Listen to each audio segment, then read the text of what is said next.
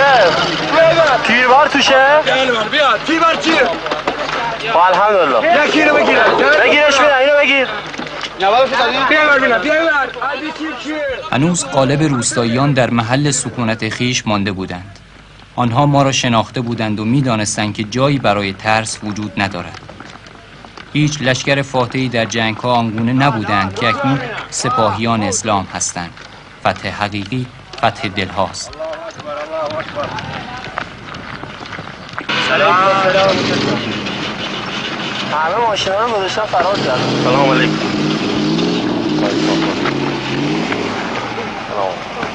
مرتضی کو؟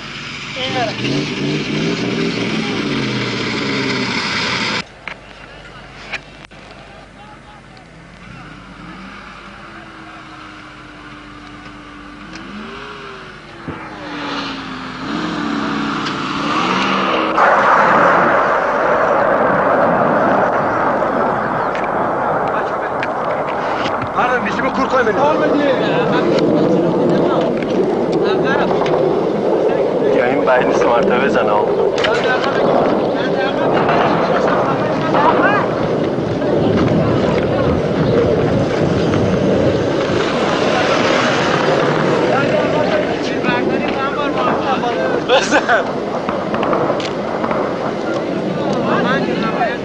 به یک ستون موتوری از دشمن برخوردیم که در میان دشت رها شده بود. بچه‌ها سعی می‌کردند که یکی از ایفاها را راه بیاندازند تا بار حمل خود را بر گرده آن بگذارند. از آنجا از دامنه ارتفاعات مشرف بر شهر حلبچه خوب دیده می‌شد که آتش بمب‌ها با شهر و مردم آن چه می‌کند. آنها که می‌توانستند پیاده یا سواره نخست به سوی روستاهای دور از شهر و سپس به جانب ایران می‌گریختند. رزماوران اسلام نیز آنان را یاری می‌کردند. تو عکس اراد بگیریم پورا تو میشی پورا تو میشی پورا تو عکس اراد پورا تو میشی ایران هستی نه ایران ها سلام حالت خوبه الله خوبی باشی باش سلام حالت خوبه عراق چه کردی به نظر باش بده ماش عراق چه کرد آوا یکی بهتره دانشین اولا نوم خانگاگان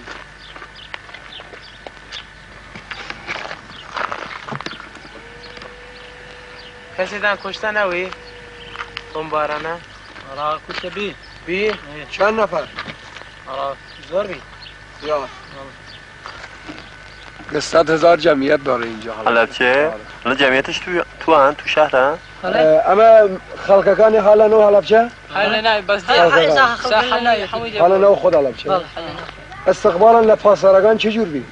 والله استقبال من معجب زور که اخلاق زور بر اخلاق یعنی انسانی زور محترم دیگه اخلاق خیلی خوبی داشتن اخلاق اسلامی داشتن اما موقع که پاسارگان رشان نو شهر اذیت آزاری نکردو نه اخلاقا زور محترم انسان هیچ اذیت آزاری نکرد اخلاقی زور آن لجمهوری عراقی زور بستر ان شاء الله که عراقش بده جمهوری اسلامی پاسدار خوب چیوا لخواتن ان شاء الله تشکیل بین جمهوری اسلامی خب سختی گیری اولاگه سختیه والله همش تقولنا راح يدس فيها ایمش 10 سال پیش انقلاب کردی و گردشگاه سابق کشتار زیاد بیو الان الحمدلله جمهوری اسلامی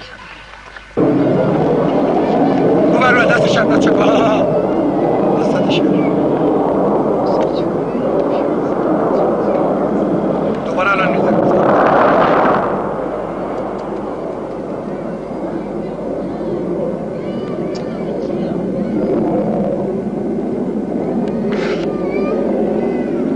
او بچه ها بناز برو جلو سرسنش یه حالا که رفتن برن پناهگاهی را اومد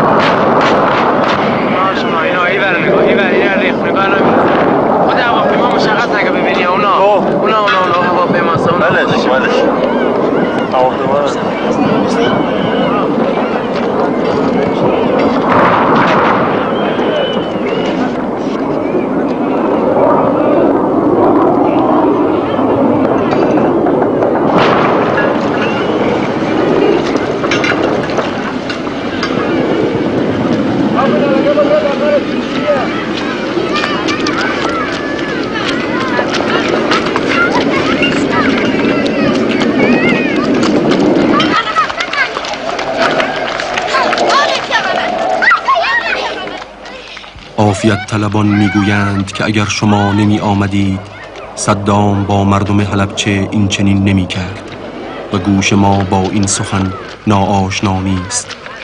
ما خونخواهان مسلم ابن عقیل هستیم و او نیز از ابن زیاد همین سخن را شنیده بود. ابن زیاد گفته بود شما آرامش را در هم ریخته اید و در میان مردم تفرقه افکنده اید و اکنون نیز حکام جور همان را میگوید. آری اگر ما سر در گریبان غفلت فرو بریم و به کنج عزلت بخزیم، آرامشی آنسان که ابن زیاد میخواهد بر جهان حاکم خواهد شد. اما این آرامش سکوت رعبی است که از ترس گرگ در رمه افتاده است و انسان گوسفندی نیست که اگر آب و علف داشته باشد دیگر هیچ نخواهد. ما مدافعین مظلومان سراسر تاریخ هستیم و نباید هم که ارباب ظلم دست از ما بردارند. گلستان عدالت در باطن آتشی است که نمرود برافروخته است.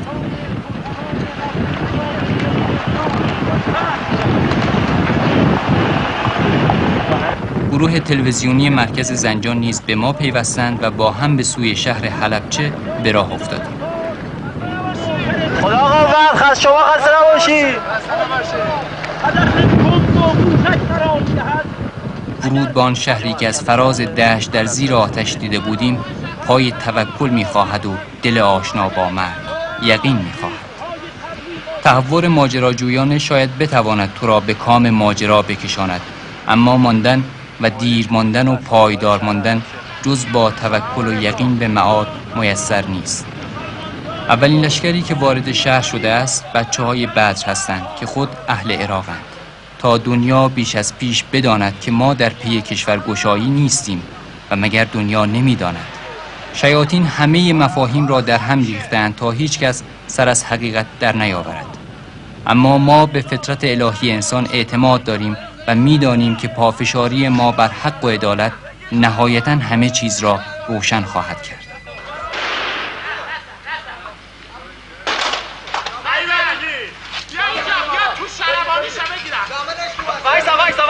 وایسا یوان، اونور وایسا،